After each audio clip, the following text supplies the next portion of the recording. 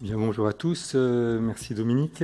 Eh bien, nous allons parler un petit peu de cet implant Purcy, qui est un nouvel EDOF qui a été mis sur le marché récemment. Donc, pour le situer, vous savez, vous avez les monofocaux standards, les monofocaux EDOF, les EDOF et puis les multifocaux. Celui-ci fait partie des vrais EDOF et il présente une caractéristique technique qui est celle d'être un EDOF réfractif. Hein. Il n'est pas dans la catégorie des EDOF à modification d'asphérécité. Alors, le but, c'est bien sûr d'avoir une meilleure prédictibilité des résultats réfractifs avec moindre dépendance notamment à la pupille et surtout aux aberrations sphériques de la cornée, avec une bonne qualité de vision bien sûr et une bonne tolérance à la métropie.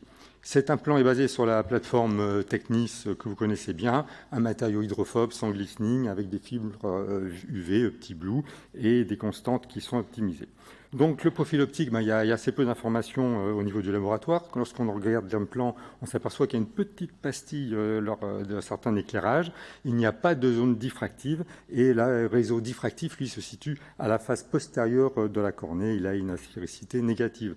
Voici les seuls éléments fournis actuellement à nos dispositions. Vous connaissez cet implant, son design avec les anses dépolies pour éviter les rotations et la constante qui est celle de la plateforme. Donc l'expérience personnelle, on a commencé les premières implantations à l'automne dernier avec des valeurs de puissance un petit peu limitées. Aujourd'hui, il est sur le marché avec une grande gamme préchargée qui est disponible et la version torique, bien sûr, qui est là. Et c'est important, vous savez, d'utiliser une version torique lorsque vous avez un astigmatisme prédictible résiduel afin de pouvoir avoir la meilleure vision de loin possible, non corrigée, ce qui est le but.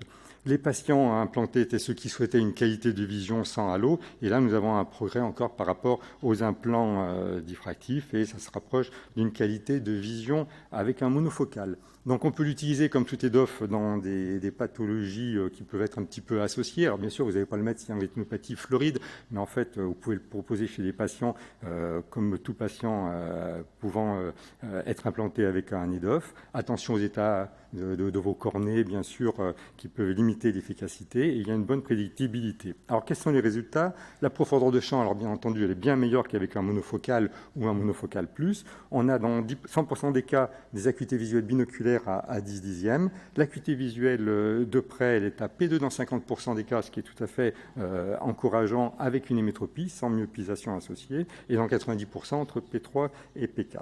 Donc ça suffit pour avoir une vision sociale, comme on en parlait hier avec Béatrice, et on peut toujours porter une petite paire de lunettes pour affiner la vision de près. Voici les courbes de défocus dans la vraie vie, et vous voyez que cet implant est très tolérant au défocus, y compris au défocus négatif, ce qui peut être très intéressant lorsqu'on veut l'associer à une petite monovision, afin de pouvoir augmenter sa vision de près, et la courbe est très très plate. En binoculaire, c'est assez comment dirais-je, édifiant de voir ça, et c'est quelque chose de très intéressant, de moins 1 à une addition à 3,50, vous êtes tout à fait bien. Donc la qualité visuelle est ici au rendez-vous, c'est comparable à un implant monofocal, très très peu de halo et d'effets photiques.